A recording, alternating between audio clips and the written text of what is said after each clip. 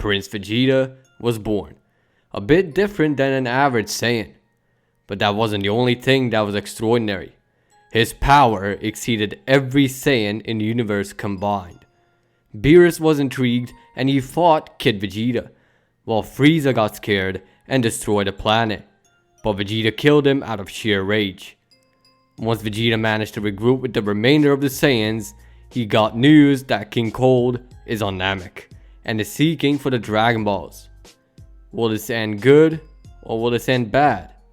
My name is Michael from Vegeta T23 and welcome to What If Vegeta Was Born with Ultra Ego Part 2. Sit back and enjoy the intro.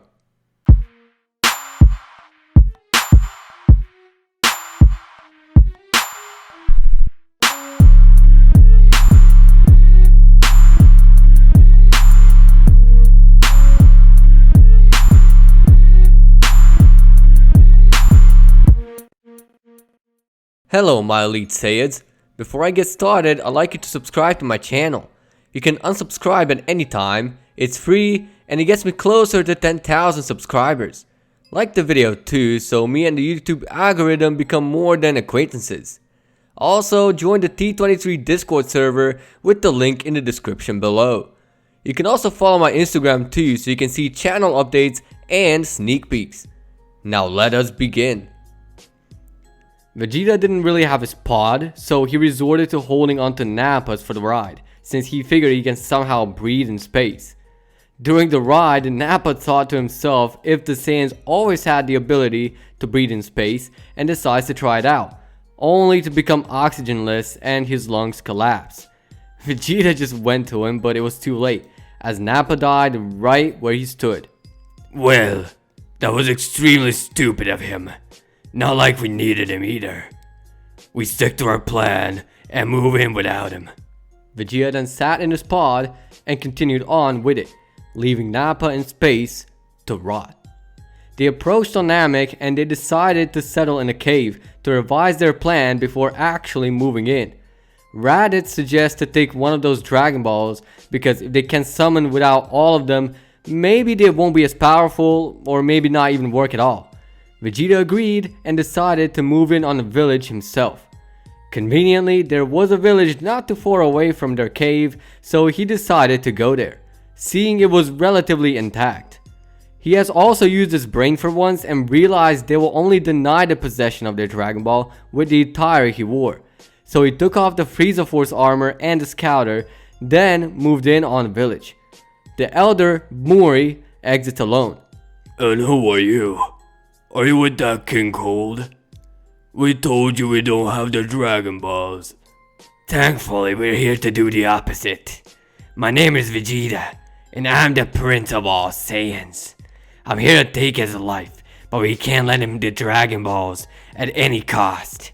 And considering he just let you be like that, he's gonna come back eventually and kick your butt again and search for it alone. I think the Dragon Ball is safer with our crew. Get your crew here then. I can't sense your intentions of your energy for that matter. Have it your way. Vegeta then pulls his scouter and pings his crew from a safe frequency and they then seen flying to the village. That was the Cold Force scouter. I have it on an isolated frequency. Now do you believe us? The elder then reads the intentions of Raditz, then Fasha.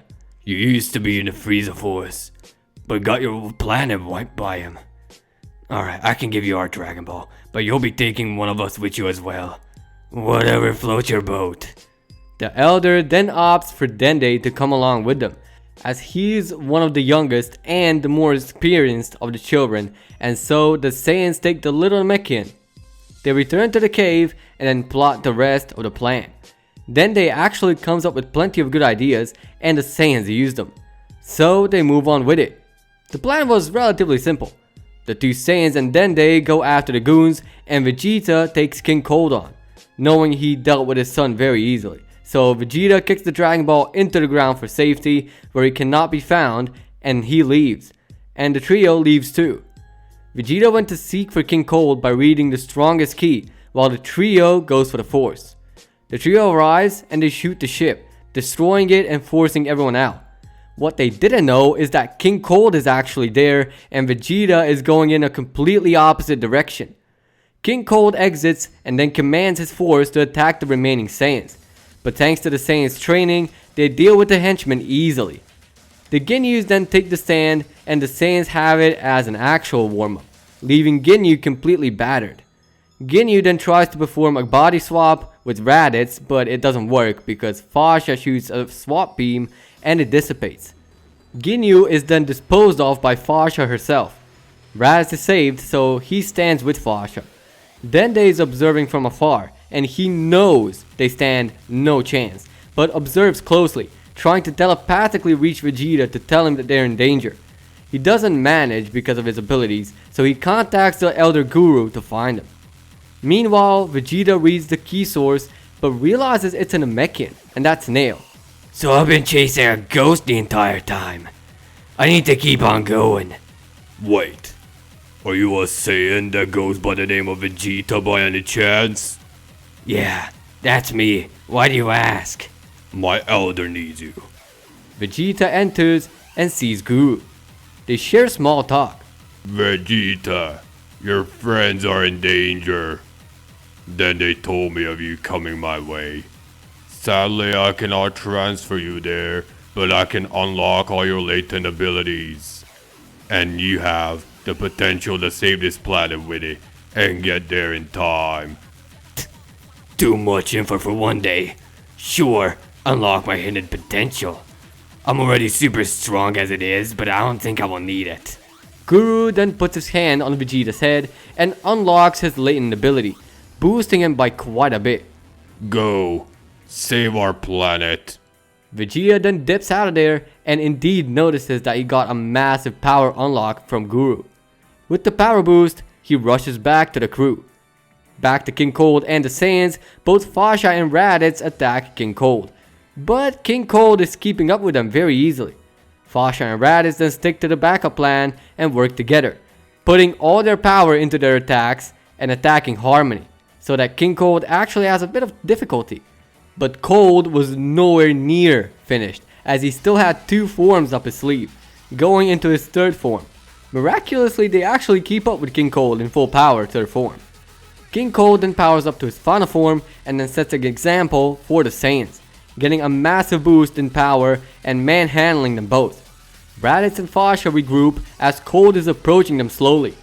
Fasha tells Raditz to run and she'll distract him, but before Raditz could mutter out words, Fasha rushed in, while Raditz screamed for her to stop. Fasha went to sacrifice herself, powering up her atonement for the entire Saiyan race. But she was impaled by Cold's fist, as she started fading away fast. Raditz rushed over to her, as he saw her slowly fading away. Fasha tells him she knew she was into her before dying, while Raditz held her in his lap. Raditz then shed a tear, as he started losing control. You worthless, heartless bastard. This is the last time you killed a Saiyan! Raditz burst his limit after witnessing his loved one Fasha die, giving him enough goodness in his heart to transform into a Super Saiyan and blindly attacking King Cold. Cold takes the punch, thinking he's gonna survive it, but Raditz manages to damage Cold pretty good, continuing his offense. Raditz is beating up Cold senselessly, but Cold is holding on, trying to power up little by little and as much as he can, while taking that beating. Once he was gaining enough power, Cold punches him in the stomach and gets back, powering up to his fullest while Raditz is holding his stomach. King Cold then goes to kick Raditz back, but gets kicked through a bunch of mountains by none other than Vegeta, who is now in his pride-fueled battle thirst mode. He notices that Raditz is severely injured from his stomach punch and also in Super Saiyan, so he just lets him be. He also sees Fasha lying dead on the ground emotionless, as he sees she's been impaled. With that, Vegeta rushes in on King Cold. So you're not the only your son was a stick in the mud. You just had to be too. I see you're trying to gather the Dragon Balls. I'm gonna kill you where you stand. And with that, we're leaving things be for now. Thank you for watching. If you think Zaman is a moneyhead, then click dislike. But if you liked the video, hit that like button. Please feel free to check out my sparring partners on my channel page and, give them some love. If you'd like me to cover your idea in the near future, comment down below. And as always, peace out.